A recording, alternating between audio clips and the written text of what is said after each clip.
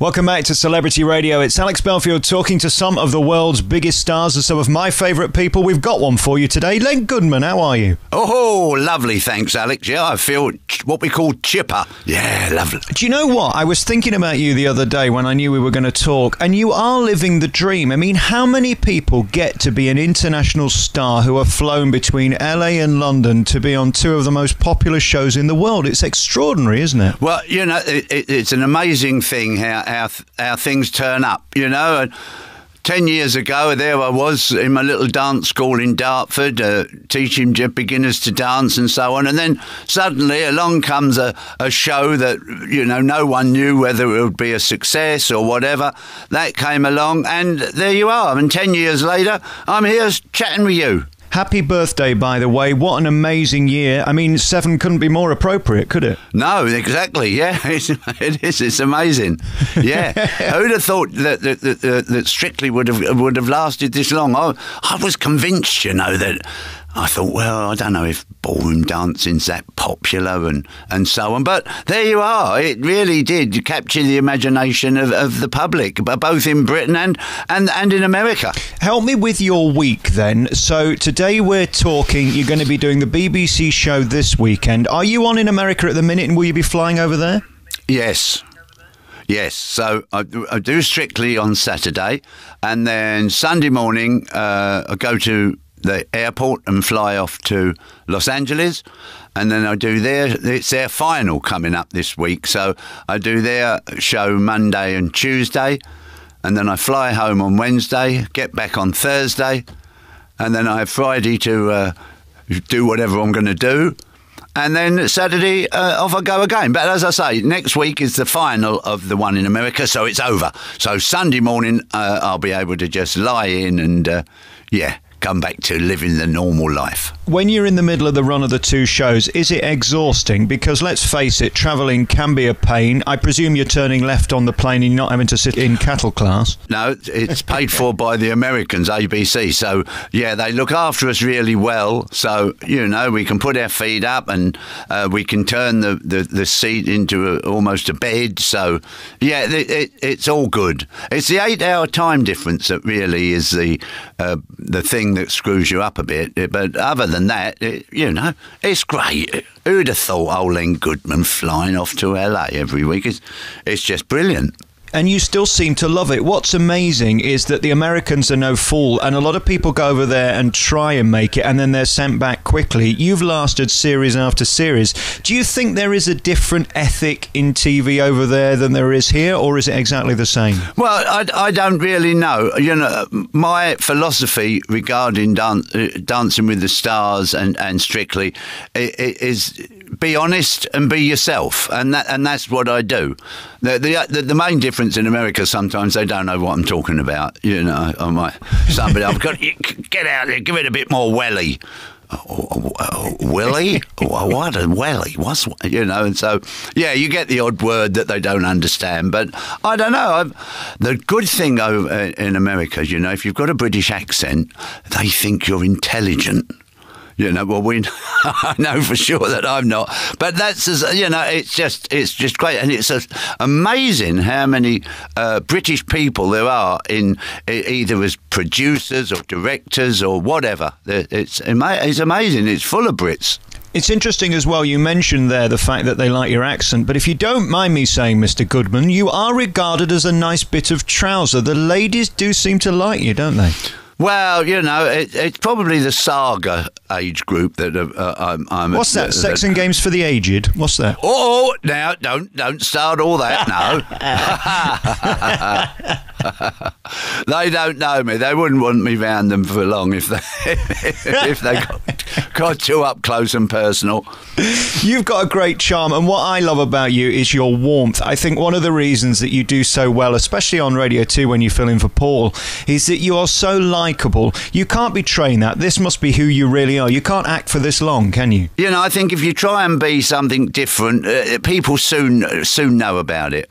You know, and so I just try and be myself, and you know, take it or leave it, and I hope people take it. And I have to put you across my knee and spank you with a scented bootlace, Len, because, of course, when you're live, anything can happen, and you got in bother this week with your dirty, stinking, rotten mouth. What happened? To be honest with you, Alex, I don't think I swore at all. I'm convinced that I didn't swear. You know, who knows? So I have asked the BBC to get a sound man who can really sort of isolate words and things and see if I do. Because as far as I know, I didn't swear. But, of course, these things all get blown up. And if I did, I did. But as far as my gut feeling is, why would I swear? I just don't think I did. I think it got blown up because, the BBC, which I understand, would think, oh, dear, I think he swore. You better cover yourself and make an apology. And then, of course, that makes it suddenly sound even worse. Yeah, no. And is it just all part of that PR machine? Because let's face it, you're up against the X Factor and it's all good headlines. Nobody died, did they? And it got you all over the paper. So I suppose nobody loses, really. Or were you offended by being associated with it? Well, yeah, I didn't like the fact that they accused me of swearing. But listen, the bottom line is, who knows? I could have sworn, but you usually swear when you do, like, bang your thumb with a hammer or something. I can understand if I'd done something like that, but I was being so positive, I don't know why I would swear. Anyway, it's water under the bridge. If I did, I did. But you know what? The thing that's got me so excited about Strictly Come Dancing, and because I've been on about it for so long with the band, I kept saying, you're so fantastic. Bring out a CD. Get a CD coming out. And after 10 years, as a celebration of it, Dave Arch, the band and the singers have now brought out a CD. And I think it's just fantastic. And I've been listening to it over and over.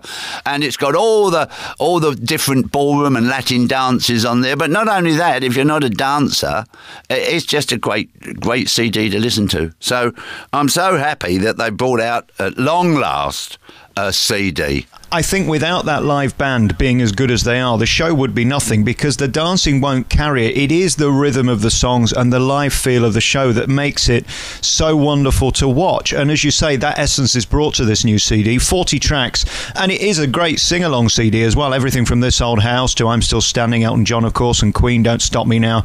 It's the eclectic mix of Strictly that I think makes it appealing to so many different people in so many age groups. I couldn't agree more. And, you've got everything from salsas to waltzes and everything in between. And what's lovely is when Strictly finishes, and if I'm in Sainsbury's or somewhere, people come up there, I don't know what I'm going to watch now Strictly's over. So, now I can say, well, OK, you can't watch it, but you can certainly listen to it.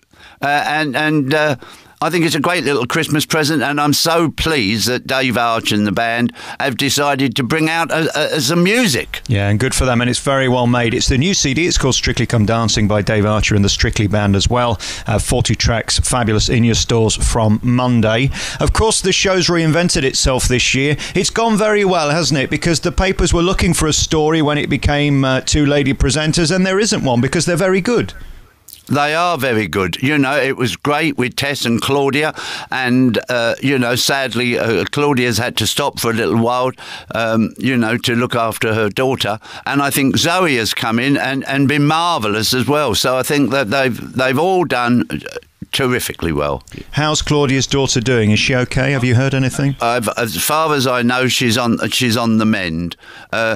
Yeah, I haven't spoken to Claudia, but I ask every week at the BBC how's Claudia's daughter doing, and that was the last I heard, that she's recovering nicely. And absolutely the right move. Show business isn't as important as family, is it? You do what you do to take care of your family. Exactly. That is so true. Alex, you're a very wise man. I was a bit dubious when I first heard I was going to talk to you, but I've got to say you're coming over very well. I'll take that as a passive-aggressive compliment, yes. I think, Len. The thing about you, and it's interesting, you talk about ethics and show business and doing the right thing. I mean, you come across with great integrity and honour.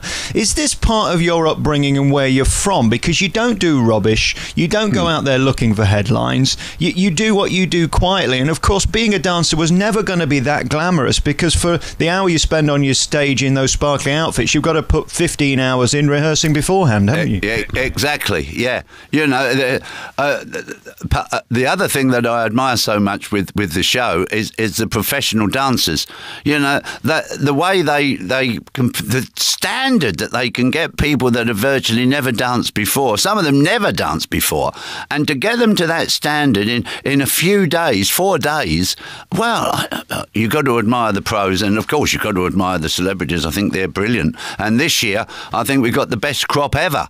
Because usually by now, I've got an idea. I think, well, so-and-so's going to win this, surely. But at the moment, I have not a clue who's going to win. I really haven't. So it's just fantastic. I thought the girls were good early on, but now some of those boys are really, really coming through as well. So it's an absolute fantastic series of Strictly.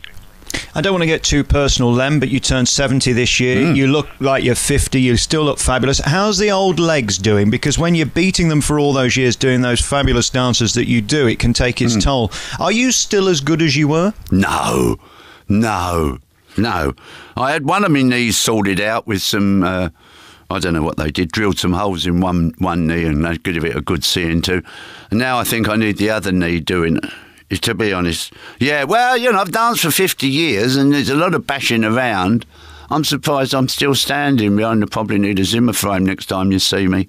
Oh, no, don't say that. But, I mean, it's true. You are athletes, and the pressure that you're putting on your legs and your bones and, of course, the muscles, it is extraordinary. It is a miracle you're still working when you think about it. Well, the good thing with Strictly, I only have to sit there. So I just have to sit there and look intelligent. So, yeah, it's not too bad. Well, I don't know about intelligent, but you look like you still enjoy it. Is every day thrilling when that theme tune starts and you go live? As soon as that starts, the old bump-de-bump, bump, bump, bump, bump, I get a sort of a little tightening in my stomach, and out I go. And it's such a fabulous show. It's just a pleasure and a joy to be a part of it. There's nothing horrible about it, I don't think. So I always like to do one stupid question per interview. I think I've done 16 so far in this one, but I want to ask you, is there any chance you'd ever walk away from it, or will you be there as long as they want you? I'll stay on Strictly as long as they want, and as long as wind and limb allows me to. So as long as I can sort of, get up there and do the job, and the BBC are happy, I'll keep plugging along. Very finally, we get to see a different side of you now with Who Do You Think You Are and those documentaries, the fabulous Titanic one you did recently. Is it great being you right now, that you're able to do so many different jobs and be you and be paid to do it at the same time? Alex, you've summed it all up. For me, what's great, it's lovely to be a part of Strictly, but also it's opened so many other doors and given me so many opportunities to do so many terrific jobs, and it's wonderful for me. I just finished that holiday programme taking celebrities on holidays to where they were when they were kids and things like that. It's just great. It really is. I hope you know how much we love you. Len Goodman is the big star of Strictly Come Dancing and, of course, Dancing with the Stars. The new album's out now, Strictly Come Dancing by Dave Archer and, of course, the Strictly Band. Thank you so much for your time, Len. Great to talk to you.